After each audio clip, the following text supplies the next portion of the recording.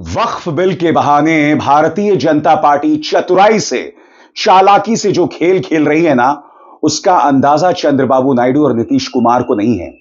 इन पार्टियों से, और यही नहीं, जयंत चौधरी की पार्टी से भी मुसलमान छोड़ छोड़कर जा रहे हैं। इन लोगों को अंदाजा नहीं है, ये तमाम जो दल है ना, क्षेत्रीय दल हैं। क्षेत्रीय दल का जो राजनीतिक वजूद होता है, वो सिर्फ एक धर्म के आधार पर नहीं होता है। उन्हें समर्थन सभी धर्म के लोग करते हैं।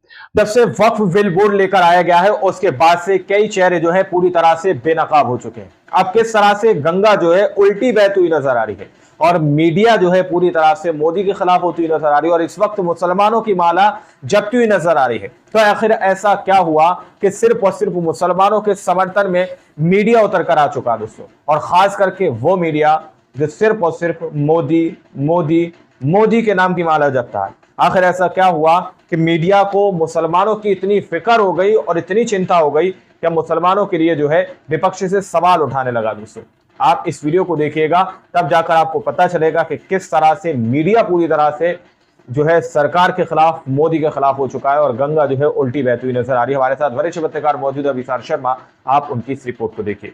वक्फ बिल के बहाने भारतीय जनता पार्टी चतुराई से, चालाकी से जो खेल खेल रही है ना, उसका अंदाजा चंद्रबाबू नायडू और नीतीश कुमार को नहीं है। इन पार्टियों से, और यही नहीं, जयंत चौधरी की पार्टी से भी मुसलमान छोड़ छोड़कर जा रहे हैं। इन लोगों को अंदाजा नहीं है, ये तमाम जो दल है ना, क्षेत्रीय दल हैं। क्षेत्रीय दल का जो राजनीतिक वजूद होता है, वो सिर्फ एक धर्म के आधार पर नहीं होता है। उन्हें समर्थन सभी धर्म के लोग करते हैं। भारतीय जनता पार्टी सबसे पहले उन तमाम क्षेत्रीय दलों को खा रही है जो उनके साथ सहयोगी हैं, चाहे वो अजीत पवार हैं, चाहे वो रालोद है, चाहे वो चंद्रबाबू नायडू है, चाहे वो नीतीश कुमार है। मैं ऐसी बात क्यों कह रहा हूं?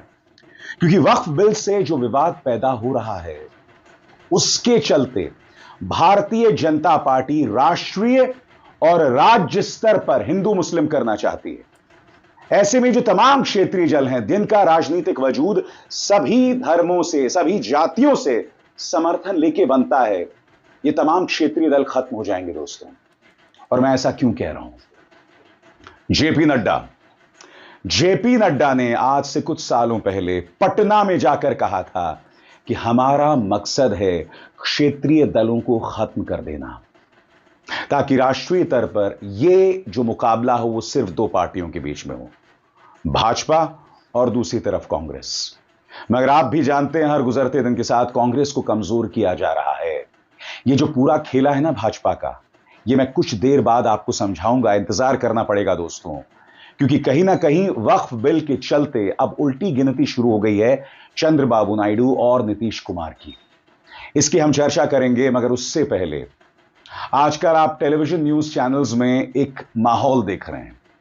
हो क्या रहा है कि कई मुसलमान पूरे गुस्से में वक्फ बिल को जायज ठहरा रहे हैं। और बात वहां नहीं रुक रही है। ये जो मौलाना हैं, ये जो मुसलमान हैं, ये लोग कांग्रेस को और विपक्ष को भी गाली दे रहे हैं। और दिलचस्प बात क्या है कि जो तमाम पापा की परियां और मीडिया के गुल्लू और कालू जो पिछले 10 सालों से मुसलमानों के खिलाफ जहर उगल रहे हैं, ये लोग इन मुसलमानों के पक्ष में बोल रहे हैं। ताजा मिसाल न्यूज 18 की एक डिबेट है। इत्तेफाकन ये वही महिला है जिसने प्रधानमंत्री से एक नहीं दो बार सवाल किया था कि कौन सा टॉनिक पीते हैं जो आप थकते नहीं हैं। जब प्रधानमंत्री नरेंद्र मोदी, मुख्यमंत्री आदित्यनाथ या अमित शाह मुसलमानों के खिलाफ चुनावी सभाओं में जहर उगलते हैं, तब इस पापा की परी के मुंह से कुछ नहीं निकलता है। डिबेट में क्या हुआ, पहले मैं आपको यह बताता हूं। डिबेट में एक मौलाना बैठे हुए हैं जो कि एक सरकारी संस्था से जुड़े हुए हैं, और वो मौलाना कांग्रेस के नेता पर प्रहार कर रहे हैं कि आपने मुसलमानों के लिए क्या किया। कांग्रेस की जो प्रवक्ता हैं वो जवाब देने की कोशिश कर रहे हैं, मगर वो सरकारी मौलाना, या ये कहा जाए कि सरकारी संस्था से जुड़े जो मौलाना हैं कासमी साहब, वो उन्हें बोलने का मौका ही नहीं दे रहे हैं। नतीजा क्या होता है, कांग्रेस के नेता बौखला जाते हैं और वो उन्हें अहमक और बेहुदा कह देते हैं। अब आप देखिएगा पापा की परी किस तरह से उस मौलाना के पक्ष में उतर आई है, और वो ये तक कहती है कि कांग्रेस के अंदर मुसलमानों के लिए कितनी नफरत है। सुनिए क्या नजारा हुआ अंबानी के न्यूज चैनल न्यूज 18 में। बताया ना, सारी दुनिया देख रही है। बेहूदगी नहीं यहाँ पर। मैं क्या कह रहा हूँ, जवाब दो। अगर हैसियत नहीं है बेहूदा का मतलब समझते नहीं हो। मैंने कहा ना, आज मैं क्या कह रहा हूँ, बेहूदे का मतलब नहीं समझते हो।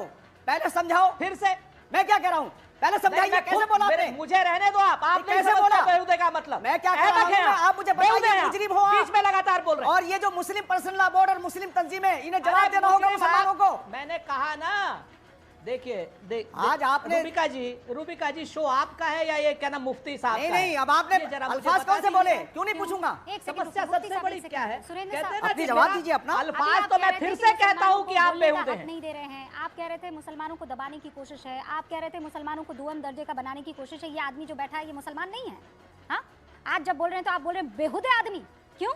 ये मुसलमान नहीं है, ये ला इलाहा इल्लल्लाह पढ़ने वाला नहीं है। ये तनखैया है। अच्छा, ये बेहुदा हो गया। क्यों? क्योंकि इसने आपसे सवाल पूछ लिया, इसने आपके विरोध में बोल दिया। क्या इतनी भी यही तो सवाल का जवाब नहीं? क्यों नहीं? क्या चाहते हैं आप कि ये आपके चरण में पड़े रहे? हाँ, अपनी टोपी निकाल के आपके चरणों में दे दें और खुश हो जाएं, आपसे सवाल ना पूछें। सच्चर कमेटी की रिपोर्ट जो बता रही है पिछले सालों में सुरेंद्र राजपूत जी आपसे पूछा ना जाए, मुझे ये बताइए। मैं फिर अपने आप को शांत कर रही हूँ और बताइए सुरेंद्र भाई, ना पूछा जाए आपसे। चरण चुंबक है ये। हाँ, चरण चुंबक है ये। नहीं सर, आपको चरण चुंबकों की जरूरत है। और मैं जो आपके फेवर में बोले वो वल्लाह माशाअल्लाह, और जो आपसे सवाल सारा खजाना ही खा लिया, बेहुदा कह देंगे। ये है मीडिया। जब इसको नैरेटिव एक एजेंडा लेकर चलना होता तो मीडिया वाले इस तरह से बात करते हैं। छाती कूटने से नहीं पता चलता, हाँ, जुबान से पता चलता है, और वो जुबान आपके सामने आ रही है। समझ रहे हो आप? तो आप मुसलमानों को चीजें आपने देखी। पहली बात, कांग्रेस के प्रवक्ता जो थे उनकी आवाज को बंद कर दिया गया था। दूसरी बात, आपने देखा कि कांग्रेस के बारे में कहा जा रहा था कि आपके मन में मुसलमानों के लिए इतनी नफरत क्यों है। इसके पीछे की सोच को देखिए।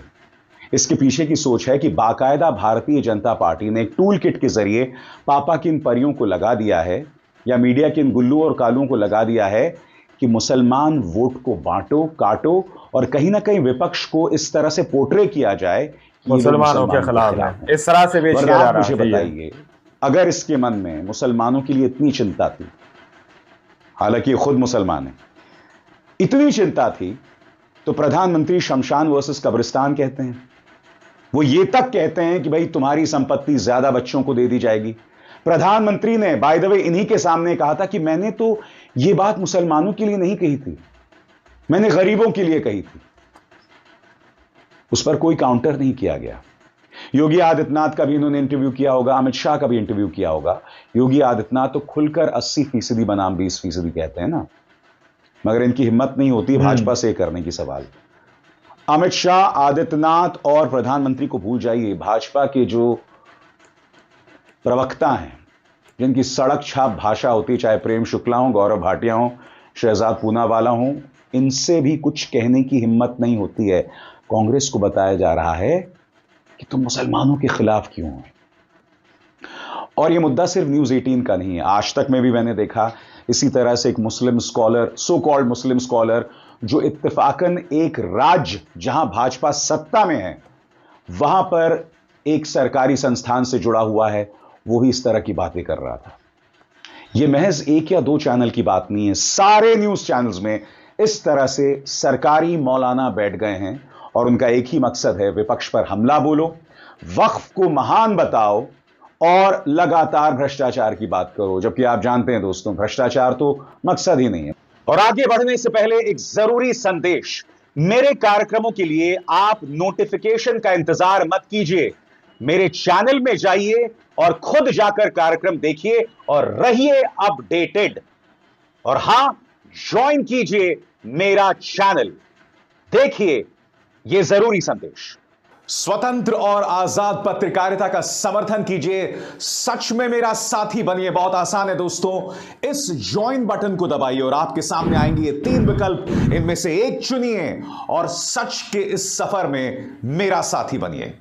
मैंने आपको बताया था चैनल को सब्सक्राइब कर लीजिए के बारे में गंभीर ऐसी खबर आपको कहीं नहीं मिलेगी जो हम देते हैं, है ना। जब अडानी के खिलाफ गिरफ्तारी वारंट जारी किया गया था, आप जांच तो बिठाते। माधवी बुच और अडानी के लिंक सामने आए थे, जांच तो बिठाते, कुछ नहीं कराते हैं। गुप्त चुनावी चंदा, किस औद्योगिक समूह को कितना पैसा गया, उसके बदले में क्या हुआ, आप जांच तो बिठाते, आपने नहीं बिठाया। आप किसके भ्रष्टाचार की चिंता कर रहे हैं? वक्फ बिल के जरिए आप वक्फ के अंदर भ्रष्टाचार की चिंता कर रहे हैं। और फिर एक टूल किट जारी हो गया है जहां कई ऐसे मौलाना मैदान में उतर आए हैं जो वक्फ के समर्थन में बयानात दे रहे हैं। ओवैसी ने ऐसे मौलानाओं की धज्जियां उड़ा दी हैं। वो कह रहे हैं कि ये बीजेपी के दुम छल्ले। सुनिए किस करारे अंदाज में ओवैसी इन लोगों पर हमला बोलते हैं। और फिर इनके जो चमचे हैं दुम छल्ले, एक अजमेर दरगाह के वो कौन है, वो दीवान का बेटा है। देखिए, ख्वाजा एक्ट के तहत वो दीवान गवर्नमेंट का एम्प्लॉय है, नौकर है वो गवर्नमेंट का। और आप लोग लिखते नहीं है, बोलते नहीं है, उसको हर साल एक कोर्ट का, हाई कोर्ट की जजमेंट से उसको साल में 1.5 करोड़ रुपए मिलते हैं। वो बताए, वो दीवान का बेटा कि भैया दीवान बताए कि कितना उन्होंने मुस्लिम महिलाओं के लिए, मुस्लिम बेवा महिलाओं के लिए, मुस्लिम यतीम बच्चों के लिए उन्होंने कौन सा मदद की। और उसका तो कोई वक्फ भी नहीं है। उनका कौन सा वक्फ है बताइए, उनका तो वक्फ ही नहीं है। मैंने अक्सर आपसे कहा है, वक्फ बिल पर मेरी अपनी कोई राय नहीं है, हर मुद्दे पर राय रखने की जरूरत भी नहीं है। मैं इस मुद्दे की राजनीति की बात कर रहा हूं। भाजपा क्या चाहती है? अब वक्फ को लेकर विवाद हो गया, कई जगहों पर प्रदर्शन हो रहा है। तो आप लोगों ने इस वीडियो को शुरू से आखिर तक देखा। वीडियो के स्टार्टिंग में मैंने कहा कि मीडिया मोदी जी के खिलाफ हो गई है। क्या ये बात सही है? क्योंकि मोदी जी तो एक तरफ जिस तरह की बातें करते हैं कि तुम्हारे मंगलसूत्र को छीन लिया जाएगा, तुम्हारी गाय भैंस बेटी माटी को छीन लिया जाएगा, यही कहते हैं ना मोदी जी। तो फिर मोदी जी एक तरफ मुसलमानों के लिए इस तरह का बयान देते हैं और एक तरफ ये डिफेंस कर रही है मुसलमानों को, मुसलमानों के जो हक की बात की जा रही है। तो ये सिर्फ और सिर्फ इसलिए किया जा रहा है दोस्तों कि विपक्ष को इस तरह से मुसलमानों के सामने पेश किया जाए कि भाई विपक्ष ने मुसलमानों के लिए कुछ नहीं किया, जबकि इतिहास ये रहा है कि विपक्ष ने किस तरह से मुसलमानों के लिए क्या किया है वो सब जानते हैं। और वर्तमान में जो पार्टी है, जो सरकार है, वो मुसलमानों के लिए क्या कर रही है वो भी तस्वीरें किसी से छुपी हुई नहीं है। तो आखिर क्यों मुसलमानों की माला मीडिया या फिर गोदी मीडिया जपता हुआ नजर आ रहा है, ये भी अपने आप में बहुत बड़ा सवाल है, जो कि आप लोगों के सामने क्लियर हो गया कि ये सिर्फ और सिर्फ विपक्ष को बदनाम करने की साजिश है और इसलिए मुसलमानों की फिक्र इनको अचानक से होने लगी है। बाकी अविसार शर्मा जी ने आप लोगों को इस रिपोर्ट के अंदर A to Z बताया, हमने भी देखा, आपने भी सुना। आप लोग इस रिपोर्ट के बारे में क्या सोचते हैं, क्या समझते हैं, अपनी राय कमेंट सेक्शन में जरूर दीजिएगा। मिलता है अगली वीडियो में, जब तक के लिए जय हिंद, जय भारत।